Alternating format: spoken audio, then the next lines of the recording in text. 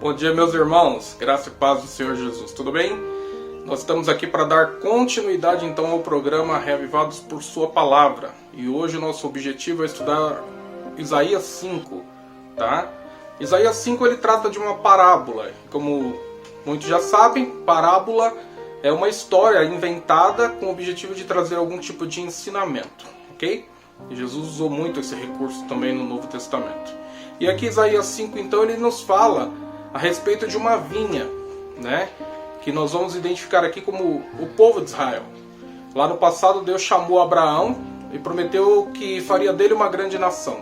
E através dos seus descendentes, né, principalmente Jacó, Deus então constituiu esse povo. Conduziu esse povo do Egito até a terra prometida e esperava Deus que esse povo fosse para as demais nações uma inspiração, né? Que eles pudessem ver Israel como um povo que adorava o verdadeiro Deus, que obedecia, que era um povo diferente, um povo saudável, enfim, um povo vitorioso. Porém, como nós também sabemos, infelizmente Israel caiu muitas vezes. E os primeiros versículos de Isaías 5 nos diz o seguinte: Agora cantarei ao meu amado o cântico do meu amado a respeito da sua vinha. O meu amado teve uma vinha num outeiro fertilíssimo, sachou-a, limpou-a das pedras e a plantou de vides escolhidas. Edificou no meio dela uma torre e também abriu um lagar. Ele esperava que desse uvas boas, mas deu uvas bravas. Agora, pois, ó moradores de Jerusalém e homens de Judá, julgai-vos, peço, entre mim e a minha vinha. Que mais podia fazer ainda a minha vinha que eu não tivesse feito? E como, esperando eu que desse uvas boas, veio a produzir uvas bravas? Agora, pois, vos farei saber o que pretendo fazer à minha vinha. Tirarei a sua sebe, para que a vinha sirva de pasto. Derribarei o seu muro, para que seja pisada. Torná-la-ei um deserto. Não será podada nem sachada, mas crescerão nelas espinhos e abrolhos. Às nuvens darei ordem que não derramem chuva sobre ela, porque a vinha do Senhor dos Exércitos é a casa de Israel, e os homens de Judá são a planta dileta do Senhor. Este desejou que exercessem juízo, eis aí quebrantamento da lei, justiça, e eis aí clamor. Então, através dessa parábola, nós percebemos claramente qual era o desejo de Deus, né, para o povo de Israel. Ele deveria ser um povo diferenciado. E para que ele tivesse total condições de ser esse povo diferenciado, Deus então realizou coisas maravilhosas no meio desse povo. Né? Deus conduziu, Deus abençoou, instruiu, né, advertiu, deu leis para que eles pudessem seguir. Enfim, Deus fez tudo o que poderia ter feito. E aí ele diz assim, no versículo 4, que mais se podia fazer ainda a minha vinha que eu não tenha feito? Né? Então Deus diz aqui, eu fiz tudo que eu podia para esse povo. Porém, esse povo, ele escolheu desobedecer. E em consequência dessa desobediência, nos versículos seguintes, que vão do 8 ao 30, Deus profere aqui, através de Isaías, 6 ais. 6 ais contra o povo de Israel. Né? O primeiro ai diz assim, ai dos que ajuntam casa a casa. O segundo, ai dos que se levantam pela manhã e seguem a bebedice. O terceiro, versículo 18, ai dos que puxam para si a iniquidade com cordas de injustiça e o pecado com tirantes de carro. O quarto ai vai estar lá no versículo 20.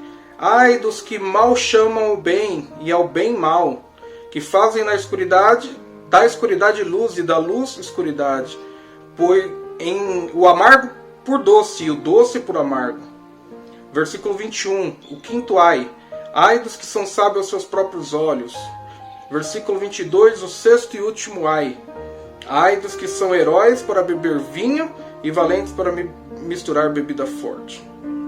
Então nós vimos no comecinho aqui, quando eu li os primeiros versículos, porque o Senhor ele desejava uma coisa para os filhos de Israel, mas eles escolheram seguir outro caminho. E infelizmente é o que acontece também na minha e na sua vida. Deus nos deu a palavra dele, um guia, como orientação, como uma bússola, para que nós pudéssemos acertar o caminho. Mas nós muitas vezes escolhemos os caminhos diferentes daquilo que o Senhor escolheu para cada um de nós.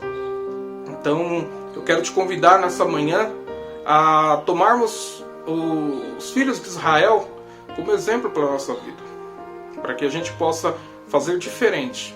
Se até aqui temos sido iguais a eles no que diz a desobediência a Deus, que nós possamos daqui para frente buscar sermos mais obedientes a Deus, seguirmos as instruções que Deus nos dá em sua palavra, para que nós possamos também satisfazer as exigências do Senhor, né? Para que Ele possa não proferir contra nós os aios que proferiu contra os filhos de Israel. Nós sabemos que o fim dos filhos de Israel foi triste, né? A princípio era um povo abençoado, depois passou por tremendas provações, né? Foi feito cativo, teve que viver isolado em outra terra, com outra cultura, foram praticamente dizimados. Que nós não venhamos a desejar esse mesmo juízo divino sobre nós, mas que nós possamos buscar fazer a diferença no dia de hoje. Eu oro por você, meu irmão, para que você possa buscar conhecer a palavra do Senhor e, conhecendo a palavra do Senhor, possa obedecê-la retamente. Não é fácil, nós não temos poder para isso, o poder vem de Deus. Nós precisamos nos entregar na mão de Deus. Aí sim, Ele nos capacita, nos dá poder para nós podermos vencer. Estou orando por você. Feche os seus olhos e vamos orar também neste momento. Senhor nosso Deus, obrigado por mais um dia, por mais das suas bênçãos. Obrigado pelo teu ensinamento que consta na tua palavra, para que nós possamos, com ela em mãos, na nossa mente e no nosso coração, procurar obedecer da melhor maneira possível. Aceita-nos, Senhor, como teus filhos, perdoa-nos os nossos pecados e nos dirige a todo o tempo. Abre os nossos olhos para que nós possamos fazer diferença entre o bem e o mal, e que possamos, diferente do que foi Israel, darmos uvas boas para a glória do teu nome. E oramos em nome de Jesus, por todos nessa manhã. Amém. Graça e paz a todos. Tenham um dia abençoado ao lado do Senhor.